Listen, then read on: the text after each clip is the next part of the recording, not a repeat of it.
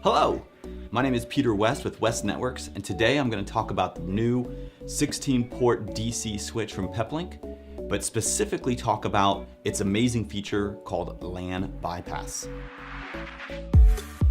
Peplink routers have had the LAN bypass feature for a while now, and I demonstrated that in my drop-in mode video where we actually unplugged the power to the router and showed that another firewall would still have internet even though the power to the router was off. And we're going to demonstrate that today in the 16-port switch. So let's talk about the 16-port switch for just a little bit, go over its features, and then we're going to demonstrate LAN bypass. This is the new 16-port switch. It's actually a 17-port switch. So we have 8 PoE or PoE plus ports.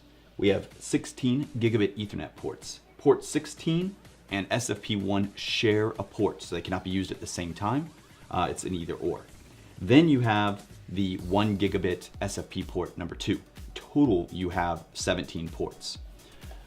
On the backhand side, we have our console port, our management port.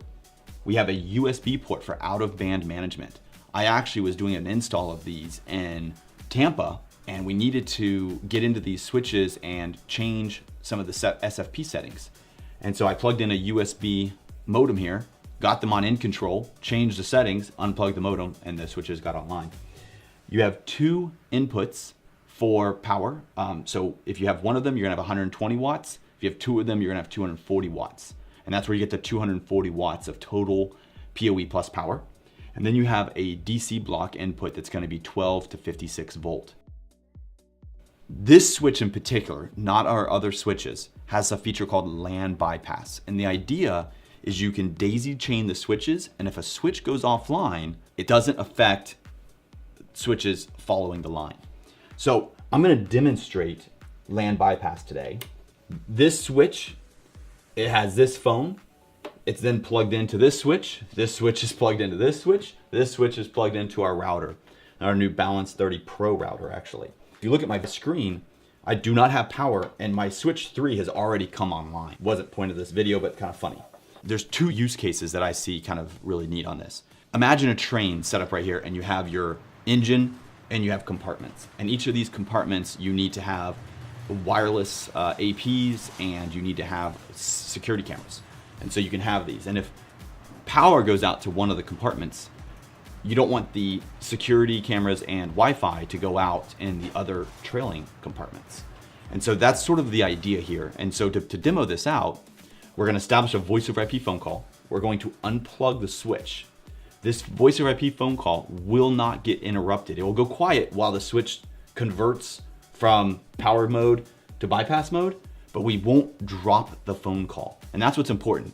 Sessions might suspend for a few seconds, but we're not going to drop any sessions and we're not going to affect any trailing areas. And I'll be able to unplug both of these switches and have this phone still working. The other use case that I see for this would be a cubicle environment. So say you have your router and your main switches set up over here. You could have a cubicle stack here, a cubicle stack here, a cubicle stack here, have 5 phones plugged into each one of these. And then by daisy chaining, if the power goes out in the middle cubicle, these phones and these phones aren't affected by that. And that's sort of the idea, is that you can create this more reliable network when you're daisy chaining switches.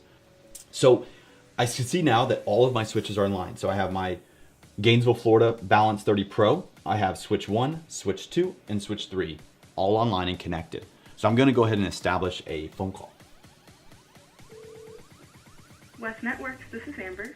Hey Amber, this is Peter. I'm demonstrating LAN bypass mode. So I'm going to count to 15, and then at 3, I'm going to unplug the switch. And so Amber's going to tell me when we come back online.